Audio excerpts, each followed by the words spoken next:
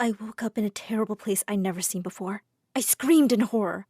A guy next to me put his hands on my shoulders and told me to calm down. I screamed even louder when I saw him. Then he gently put his hand on my mouth and said, "Please, calm down. I'll explain everything. I'll take my hand away now, okay?" I nodded. He pulled his hand back and, oh boy! I looked into his eyes. He was so cute! I demanded to know who he was, and he said, "I'm your brother. I just told you half an hour ago." What is he talking about? I don't have any brothers or sisters.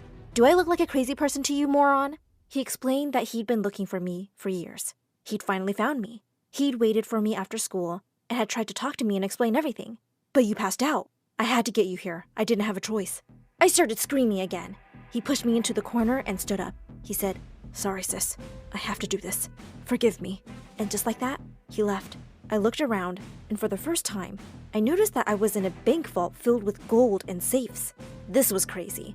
Then I looked back at him, and I could see him clicking a digital locker.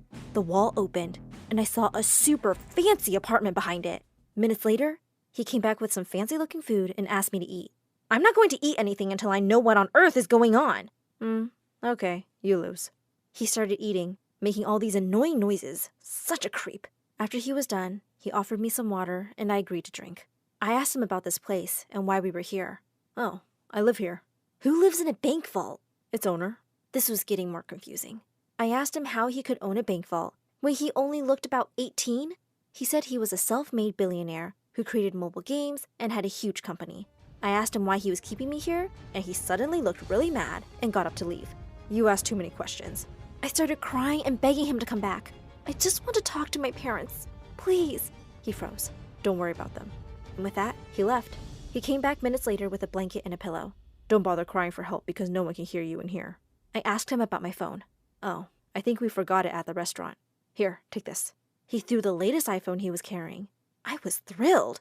I waited for him to leave and dialed my dad's number. The phone didn't have a SIM card in it, and I couldn't download any message app because there was no signal or internet connection. Of course that would be the case. How dumb of me to think I could use the phone to get out of here.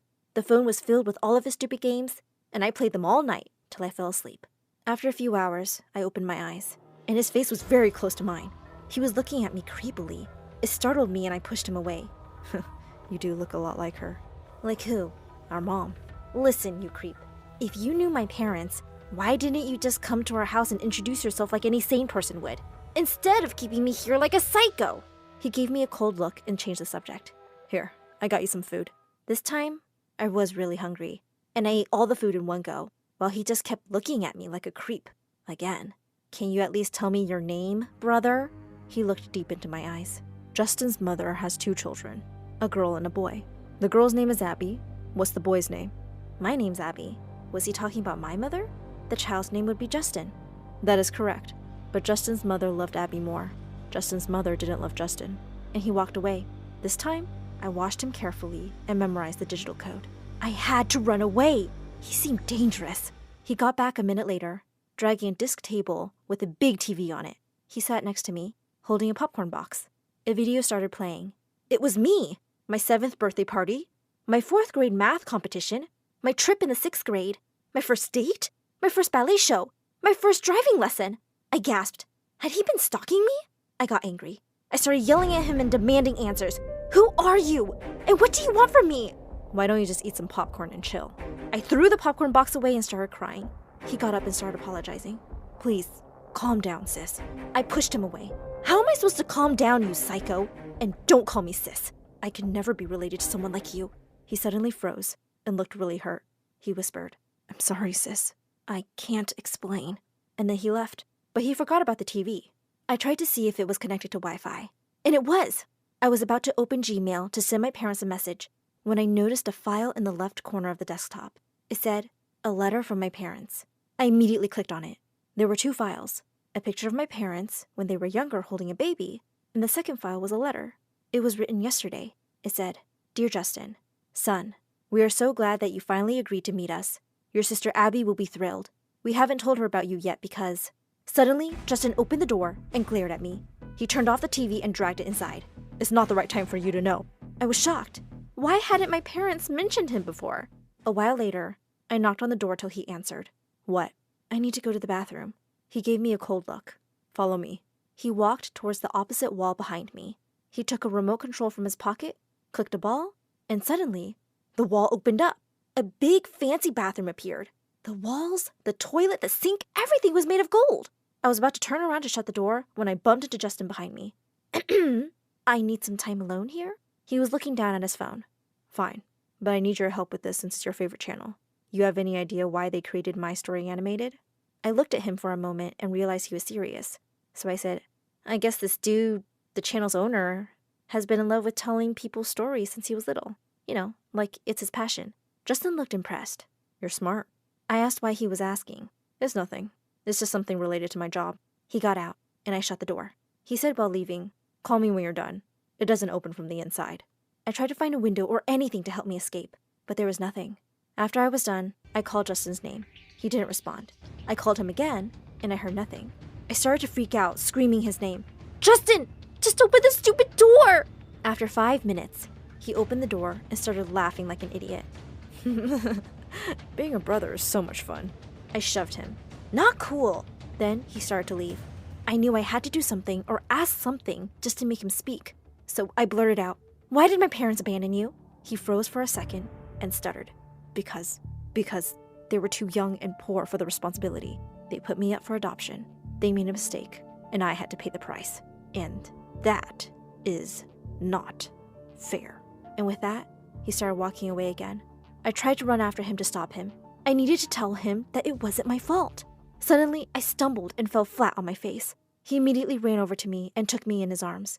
He looked really worried. Are you okay, sis? I said I was fine, but he didn't seem convinced. He ran to his apartment and got a first aid kit, then started taking care of my leg, which hurt a bit. Then he got food and drinks and an iPad to keep me company. He was treating me like a little kid, and it was actually really sweet. He didn't want to leave until I swore 1,000 times that I was fine. Dude, I swear, it's nothing. Go now. He left, and honestly, I felt a little warm inside. I didn't know why. Maybe he wasn't completely crazy after all? After a couple of hours, I heard a loud noise and a bang on the door. Justin then opened the door and came running over to me. He looked scared. Abby, I need your help. But before I could respond, he fell to the floor. Oh my God, did he just pass out? I looked at his face. Darn, we did look alike. I seized the opportunity to escape and ran to the door. I entered the code and the door opened. To my utter surprise, I saw a girl standing in front of me. I screamed, please help me! This psycho kidnapped me! She didn't move at all. Don't call him a psycho. He's my husband. She pushed me back into the vault. I tried to fight, but she was really strong. Justin woke up. Get away from Abby, now. Are you okay, my love? Did this girl hurt you? No girl messes with my husband. I'm not your husband, Judy. We broke up.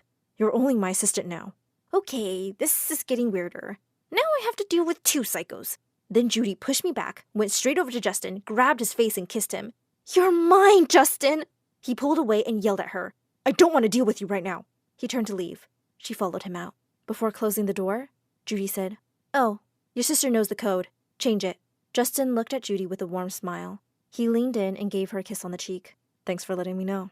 In seconds, the code was changed. See ya, sis. Then they both went inside. Okay, weirdos, I'm going to punch the 2 of you when I leave this stupid place. I looked around properly for the first time. The place was breathtaking. I started to wander around. I picked up one of the gold bars, and it was so heavy that I almost dropped it. I looked at it, and it had my name carved on it. That was strange. I looked at another bar, and it also had my name. And then another, and another. They all had my name on them. I felt so confused and alone. I sat on the ground, and before I knew it, I was fast asleep. After a while, I heard someone whispering my name. It was Justin. I opened my eyes and said out loud, Hey, why is my name? But he put his hand on my mouth again. Be quiet, please. I see you saw all this. Your name is there for a reason. I can't explain. Now please leave this place and go to your corner. Don't stay here. Trust me on this one. Trust him? How could I? Then he held me by the arm. This time, I didn't push him away, and I wasn't sure why. He took me to my corner. Listen, Abby, about that girl, Judy. Then his phone started ringing. How was that possible? There was no signal. He looked at his phone nervously. His face turned pale, and then he looked at me. I have to take this right now. We need to leave this place as soon as possible. It isn't safe. And then he left. I heard him talking on the phone. Yes, she's still here. Minutes later, Judy burst in. She walked over to me and snatched my necklace from around my neck. I liked it the moment I saw it, and I think it looks better on me. Hey, that's mine! Give it back! Come on! You have an entire bank vault filled with gold, and you want my cheap necklace? It's from my mom! Give it back, now! Yeah, I know it's from your mom. That's why I took it. Judy takes anything she wants. She stuck her tongue out at me and left. After a couple of hours, Justin came back and he was sweating a lot. He was wearing a formal suit now. Judy followed him, wearing an ugly wedding dress with my necklace. Her smile was creepy. She told me to get up, handed me a Bible, and said, "Marry us." I was shocked and froze. I stared at both of them. Then Justin gave me a worried look, and he nodded. He looked terrified, and I knew I didn't have any choice but to agree. I held the book in my hands, and Justin and Judy stood in front of me. When it was time for the wedding vows, Judy said, "Justin, my only lover, I know we've only known each other for 6 months, but I believe we're meant to be together. I knew it the moment you agreed to bring one of your family members to meet me. I wish it was your parents and not your stupid sister. But it's okay. I forgive you." I was stunned. Who was the psycho? And what did she do to my brother? Did she blackmail him into bringing me here? She was smiling from ear to ear. "Come on, babe. It's your turn. Don't be shy." Justin gulped. "Judy, my lovely partner, I loved you more than..." Loved me? Justin tried to calm her down and begged her to let him finish. "I love you more than this bank vault and all of its contents." And he looked at me out of the corner of his eye. Was he trying to tell me something? The bank vault and its contents? Ugh, you're so bad at this. Just shut up and put that ring on my finger. Just marry me. Marry me. I said I had to ask the question first. Do you take... He does. I do. We do. You're annoying me now. Just shut up. Then she snatched the ring and put it on, and quickly put his ring on his finger. She then pulled his face to hers and kissed him. "Oh, by the way, I have good news for you, babe. I'm pregnant." Justin's jaw dropped, and so did mine. That's awesome, babe. If it's a girl, I'm going to name her Abby, although I don't like your sister. But I love how much you love her. I mean, you carved her name on all the gold bars. How sweet. I want my daughter to feel that she has a family and she belongs to someone. Okay, we're done here, babe. We need to leave. Let's go. And they both stormed out. This was insane. But I remembered what Justin had said, and I ran to the vault. I opened one of the drawers, and it wasn't locked. That was strange. But what was inside was even stranger. White papers. I opened another drawer, and it had the same. I opened another, then another one, and then one more. They all only had white blank papers in them. What was this place? I opened the drawers on the opposite side, and they had the same white papers. I sat on the floor feeling helpless and started crying. Then I saw it. It was a piece of paper on the floor. It had a number in a big font in the middle. 1111. I tried to understand what it meant. Then the big safe caught my attention. It had a digital locker next to it. I ran to it and entered the code, 1111, and the safe opened, and there I was, standing in front of the highway. I ran out terrified. "Help! Help! Someone help me, please!" A woman stopped her car and opened the door. I asked for her phone and called my parents. "Come here now and call the police. My brother was kidnapped. His psycho girlfriend kidnapped him. My brother is in danger." An hour later, the police arrived, and I explained everything. Within an hour, they'd found Justin and Judy. I ran to Justin and hugged him tight, and we both cried. "I'm sorry about all of this, Abby. I'm sorry for the way I treated you when we first met. I was mad at you because I thought it wasn't fair that you got to live with my parents and I didn't. I was mad at everyone." My parents joined us and started apologizing. Justin assured them that he forgave them and said that he hadn't wanted to meet them this way. I loved Judy so much. It was such a toxic relationship. So I'm not going to get any of those gold bars with my name on them? Yes, you will.